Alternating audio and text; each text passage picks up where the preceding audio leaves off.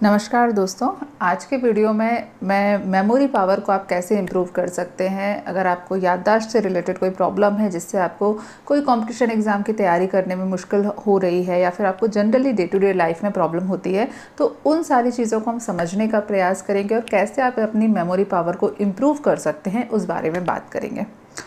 Directly point पर आते हैं। पहली बात तो अपने मेमोरी के फंक्शन को समझने का प्रयास करें।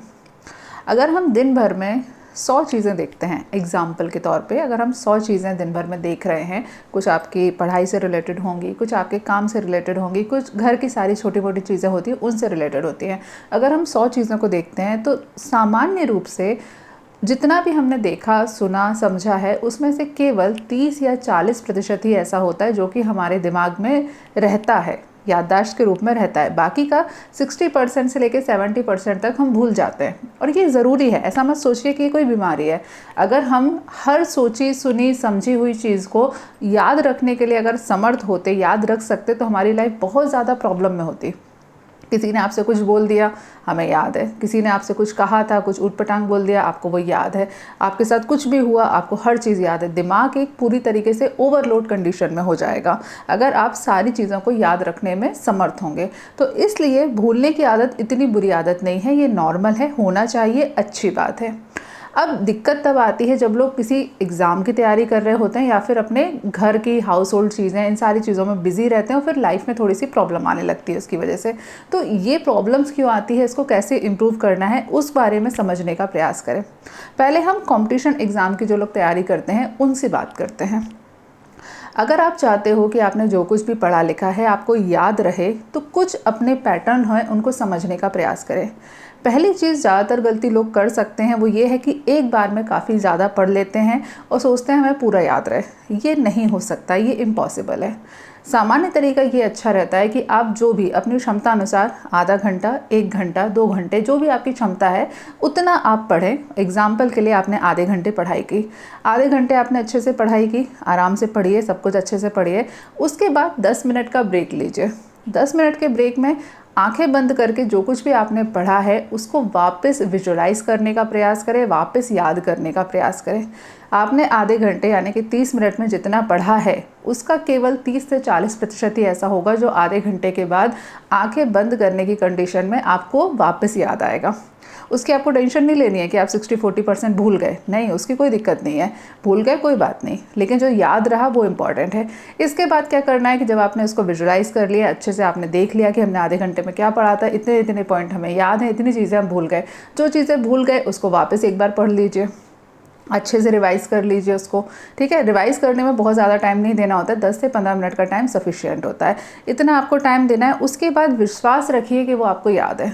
बिल्कुल आराम से रिलैक्स रहिए, याद रखिए, आपको अपने आप से बोलते रहिए कि मुझे सारी चीज़ें याद है, इट्स ओके, कोई टेंशन की बात नहीं है, कोई दिक्कत नहीं है। उसके बाद दूसरे सब्जेक्ट के ऊपर स्विच कर जाइए।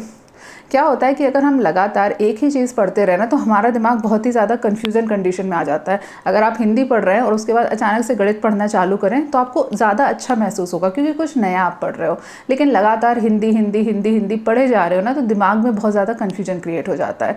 तो आधे घंटे के लिए पढ़ाई करिए, उसके बाद 5 से 10 मिनट का ब्रेक लीजिए। उसमें आप सारी चीज़ें विजुलाइज करिए, जो कुछ भी आपने पढ़ा है उसे वापस दिमाग में याद करने का प्रयास करें, वापस अपने दिमाग में बिना बुक देखे याद करने का प्रयास करें। जितनी चीज़ें याद आ जाए उतनी अच्छी बात है, जो चीज़ें याद नहीं आई उसको रिवाइज कर लेना है।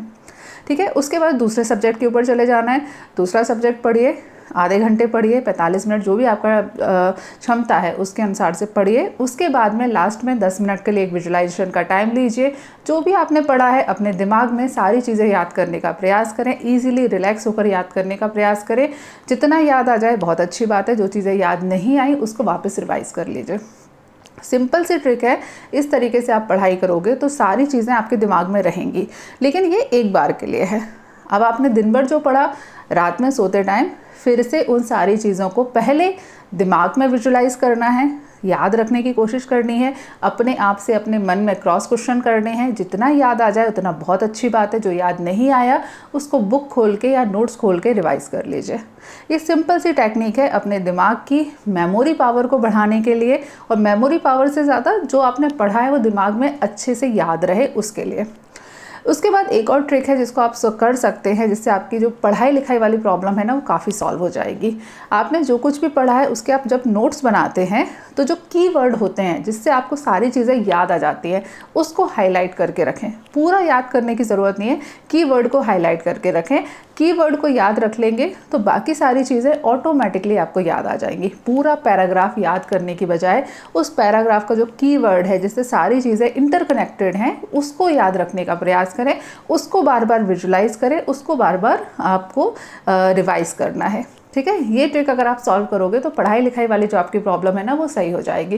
ज़्यादातर लोगों के साथ दिक्कत यही होती है कि वो 2 घंटे 3 घंटे 4 घंटे पढ़ाई करते हो, सोचते हैं हमने 3 घंटे पढ़ा है, में याद रहेगा, जो जनरली याद नहीं रहता। हमेशा ध्यान रखिएगा कि जितना आप पढ़ पा रहे हैं उसका अगर आपको 30 से 40% याद रहता है तो आप बहुत अच्छी कंडीशन में हैं। कभी मत सोचिए कि अरे यार हमको तो 60% भूल जाता है, वो नॉर्मल है, नेचुरल है, वो होता ही है, सभी के साथ होता है। अब दूसरे लोगों की बात करते हैं जिनको अपनी रोज़मर्रा की ज़िंदगी में प्रॉब्लम आती है कि किसी ने कोई काम बोला वो भूल जाते हैं, किसी से कोई बात हुई वो याद नहीं रहती है, उनको कैसे इस प्रॉब्लम को सॉल्व करना है। उनके लिए भी टेक्निक सेम है, कोई ख़ास चीज़ उसमें आपको चेंज नहीं करना है, लेकिन अपने दिमाग की कंसंट्रेशन पावर या ऑब्जर्वेशन पावर को बढ़ाने के लिए कि जो भी आपने किसी से बोला है या किसी ने आपसे कुछ बोला है वो आपको याद रहे, उसको बढ़ाने के लिए स्टार्टिंग में चीज़ों को नोट करने की आदत डालिए। अगर आपसे किसी ने कुछ बोला है तुरंत उसको नोट कर लीजिए। मैं अक्सर ऐसा करती हूँ, शुरू में अगर कोई हैबिट बनानी होती है तो मैं मोबाइल में अलार्म लगा लेती हूँ, टाइमर नहीं, अलार्म लगा देती हूँ। जैसे फॉर एग्जांपल मुझे किसी व्यक्ति से शाम को 3 से 4 बजे के बीच में बात करनी है। अब आप काम में बिजी हो जाएंगे, ऑब्वियस सी बात है भूल जाएंगे, तो आप उस चीज़ के लिए अलार्म लगा लीजिए। छोटी सी हैबिट है, कोई बहुत बड़ी चीज़ नहीं है। अलार्म लगा लीजिए कि XYZ व्यक्ति से कॉल करना था या बात करनी थी, तो वो आपको याद रहेगा।